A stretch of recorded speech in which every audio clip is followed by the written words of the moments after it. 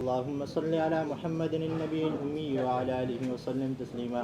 باب قول الله ونزع الموازين القسط ليوم القيامة وأن أعمال بني آدم وقولهم يوزن.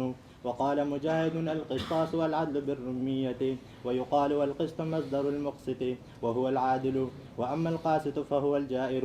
وبالسند المتصل منا إلى الإمام الهمام أبي عبد الله محمد بن إسماعيل البخاري رحمه الله تعالى قال: حدثنا أحمد بن أشكاب قال حدثنا محمد بن فزيل عن عمارة بن القعقاع عن أبي زرعة عن أبي هريرة رضي الله تعالى عنه قال: قال النبي صلى الله عليه وسلم: كلمتان حبيبتان إلى الرحمن خفيفتان على اللسان ثقيلتان في الميزان، سبحان الله وبحمده سبحان الله العظيم.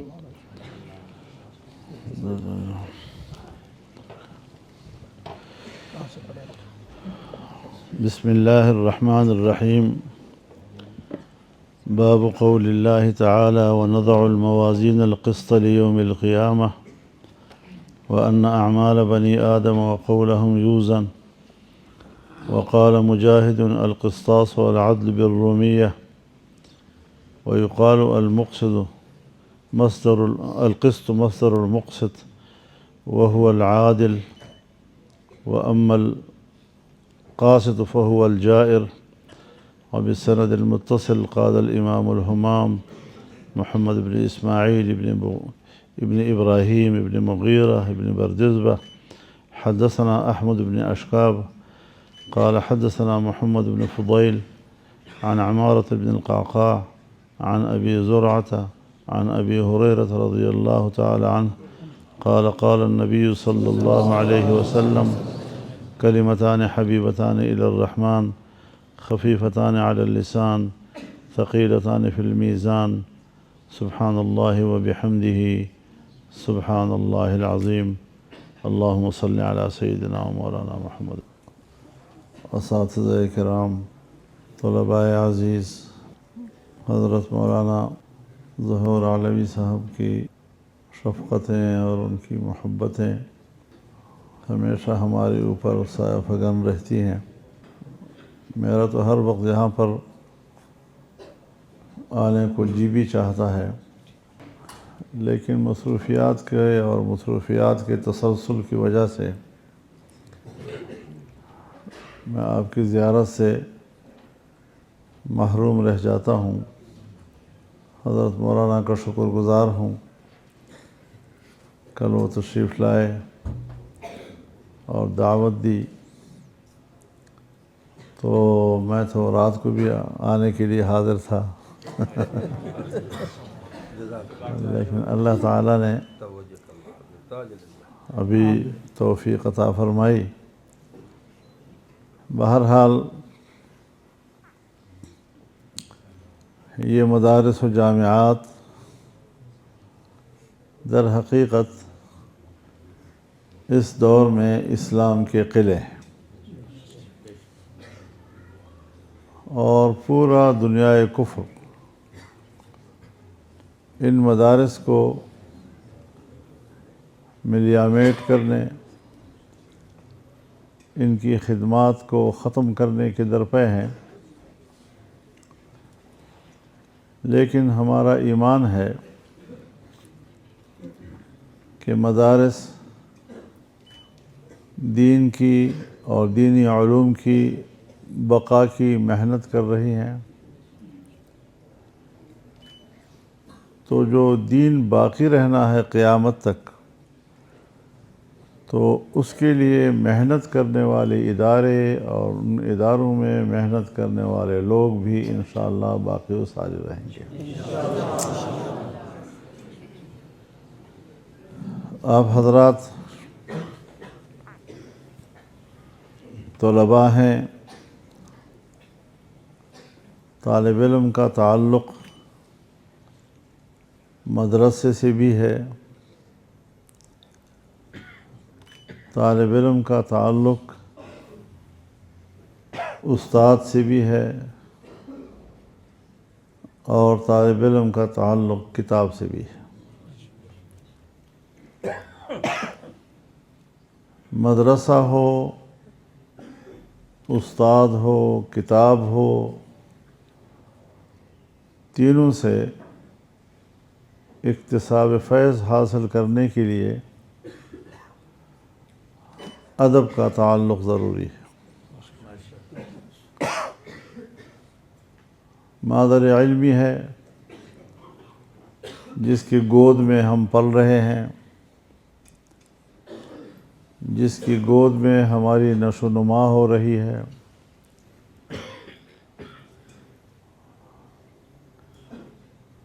ہم حقیقی معنوں میں انسان بنتے ہیں یہاں۔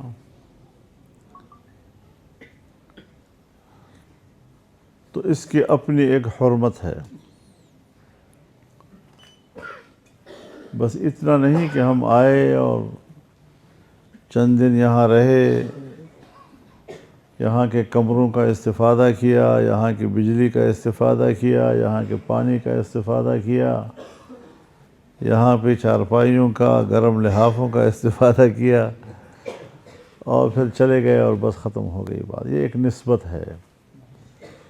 جو نسبت بیٹے کی اپنے ماں کے ساتھ ہوتی ہے، وہی نسبت ایک طالب علم کی اپنے مدرسے کے ساتھ ہوتی ہے۔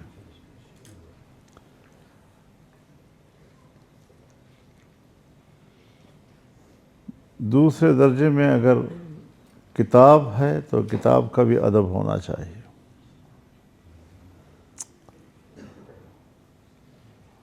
دائیں ہاتھ سے کتاب کو اٹھائیں، جب پڑھیں تو ادب کے ساتھ بیٹھ کر پڑھیں، سرانہ نہ بنائیں اس کو، بے جا نہ پھینکیں اس کو۔ تو یہ کتاب ہماری روحانی غذا کا ذخیرہ ہے، اور استاد ایک باپ ہے۔ یہ باپ کتابوں کے اس ذخیرے سے ساری رات محنت کر کے طالب علم کی استعداد کے مطابق غذا چنتا ہے، اور صبح وہ غذا اس کو عطا کرتا ہے۔ تو اس کا بھی ادب و احترام ہونا چاہیے۔ طالب علم کا جب فارغ وقت ہوتا ہے تو فارغ وقت پہ سب سے لذیذ چیز اپنے استاد کی غیبت کرنا ہوتا ہے۔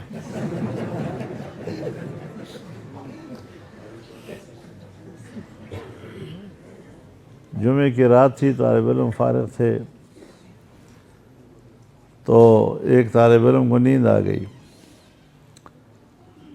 تو جب سونے لگا تو اس نے کہا کہ یار جس وقت استاد کی غیبت شروع ہو تو ضرور اٹھائیں تاکہ اس لذت سے میں محروم نہ رہ جاؤں۔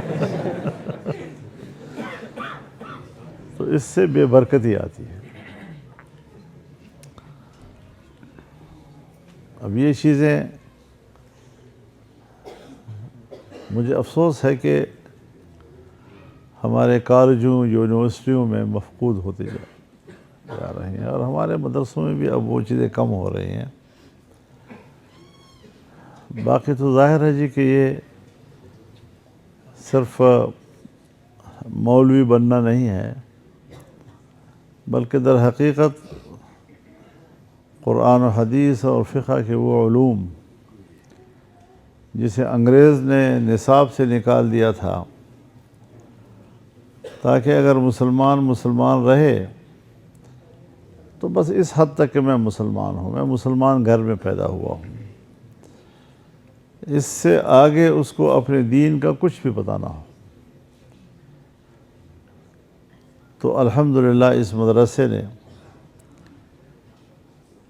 ان علوم کی حفاظت کا بیڑا اٹھایا، کام کیا، اور آج معاشرے میں جہاں پر بھی علماء موجود ہیں وہاں لوگوں کے اندر دین کا ایک شعور ہے، دین کا تعارف ہے، دین سے ایک تعلق اور نسبت ہے، اس سے ایک محبت ہے، اور اسی سے دین اگلی نسل میں منتقل ہوتا ہے، اور جب تک اللہ کی مشیت ہے یہ سلسلہ انشاءاللہ جاری رہے گا.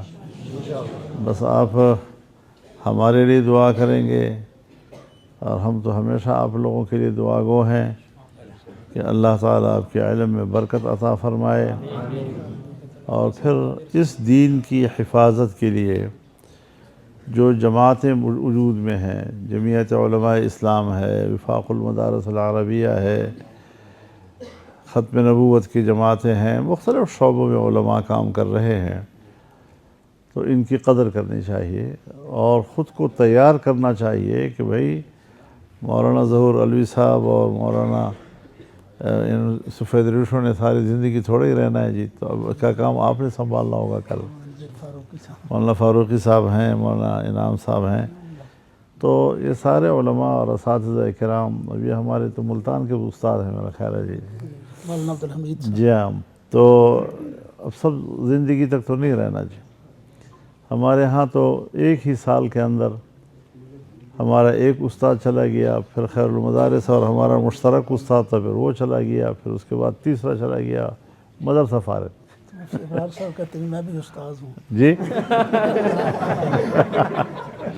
میرا نام نہیں آیا.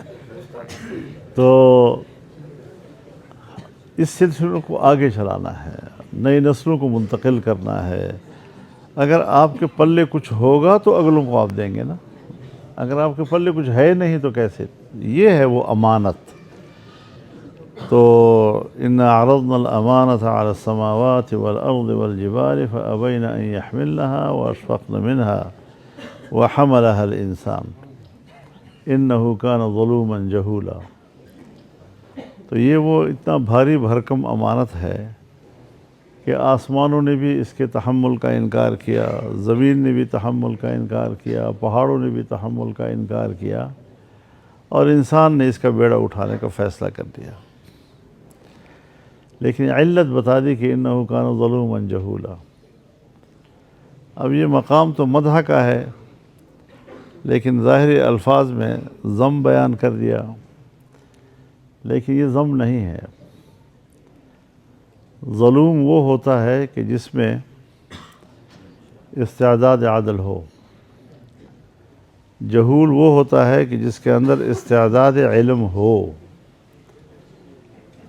تو آسمانوں میں، پہاڑوں میں، زمین میں استعداد ہی نہیں تھی، تو آسمان کو کوئی یہ پکار کے نہیں کہتا کہ وہ جاہل، پہاڑ کو کوئی نہیں کہتا کہ تو جاہل ہے، کیونکہ وہاں استعداد ہی موجود نہیں ہے. لیکن انسان کے اندر چونکہ استعداد موجود ہے، تو ظلم و جہول یہ اس صورت میں ہے کہ جب ظرف مظروف سے خالی ہو. تو جب ظرف مظروف سے خالی ہوتا ہے تو پھر ظرف اپنے نام سے پکارا جاتا ہے، لیکن جب اس میں مظروف آ جاتا ہے تو پھر مظروف کے نام سے پکارا جاتا ہے.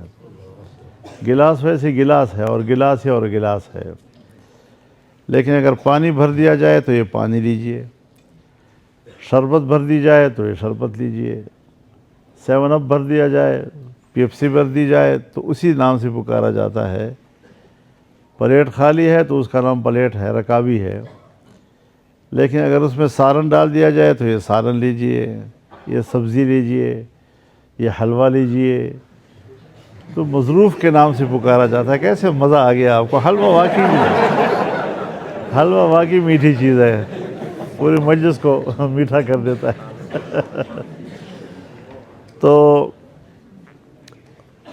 اس لیے جب خالی برتن ہے تو پھر ظلم بھی کہلائے گا، لیکن اس میں عدل بھرنے کی گنجائش ہے، صلاحیت ہے، استعداد ہے.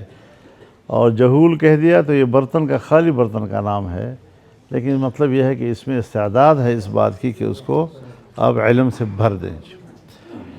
تو اب ظاہر ہے جی کہ وَعَلَّمَ آدَمَ الْأَسْمَاءَ كُلَّهَا، اللہ نے حضرت آدم کو سب علوم عطا کر دیے. تو جب اللہ نے حضرت آدم کو کائنات کے تمام علوم عطا کر دیے، تو اس کا معنی یہ ہے کہ بنی آدم میں یہ استعداد موجود ہے کہ وہ ساری چیزوں کا علم حاصل کر سکے. تو سمندر کے نیچے، آسمانوں سے اوپر، خلاؤں میں، زمین کے اندر جہاں جہاں پر اللہ نے کوئی نعمتیں پیدا کی ہے یا علوم پیدا کیے ہیں یا چیزوں کی حقیقتوں کو تلاش کرنا ہے تو یہ انسان کی قدرت ہے، اور آج کی سائنس اور نئے ایجادات، نئے انکشافات، یہ سب علم آدم الاسماء کا مظہر ہے کہ بنی آدم اب ان چیزوں کو حاصل کر رہا ہے۔ تو علم منقسم نہیں ہے، ہم نے منقسم کیا ہے، انگریز نے منقسم کیا ہے، دینی علم، عصری علم، فلاں فلاں چیز۔ ہاں البتہ الرحمن علم القرآن، علم القرآن یہ ایک خصوصی نعمت ہے جو اللہ کی طرف سے علم کے اندر عطا کی گئی ہے۔ تو علم عام ہے، اور قرآن کی نعمت جو ہے اس کو نعمت خاصہ کہا جا سکتا ہے۔ تو یہ اللہ رب العزت نے ہمیں عطا کیا ہے، اور قرآن کریم انسان کے تمام شعبوں میں اور پورے کائنات میں تمام علوم حاصل کرنے اور اس کا ادراک کرنے، اس کے لیے رہنمائی فرماتا ہے۔ تو ان علوم کے لیے اللہ نے آپ کو چنا ہے، آپ خوش قسمت ہیں کہ رب العزت نے، ویسے تو عوام میں یہ ہے اور ہمارے سرکاری اداروں میں بھی کہ بس یہ مولوی بن گیا بیکار ہو گیا، تو اصل میں آپ سے اللہ وہ کام لے رہا ہے کہ جس کی توفیق دوسرے لوگوں کو حاصل نہیں ہے۔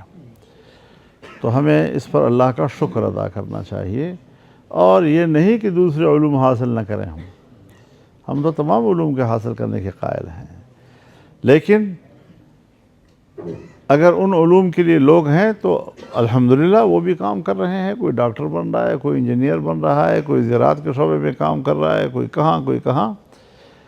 لیکن جس علم کے لیے لوگ نہیں ہیں، سرکار کا کوئی اہتمام نہیں ہے، انتظام نہیں ہے، تو وہاں پر پھر آپ لوگوں کو اللہ نے چنا ہے، ان مدارس کی شکل اللہ نے بنائی ہے، اور ہمارے اکابر کو اللہ نے یہ توفیق عطا کی ہے کہ یہ سلسلے ابھی تک چل رہے ہیں اور انشاءاللہ چلتے رہیں گے۔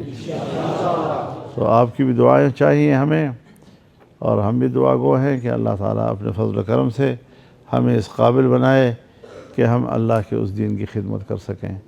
وآخر دعوانا الحمدللہ رب العالمین۔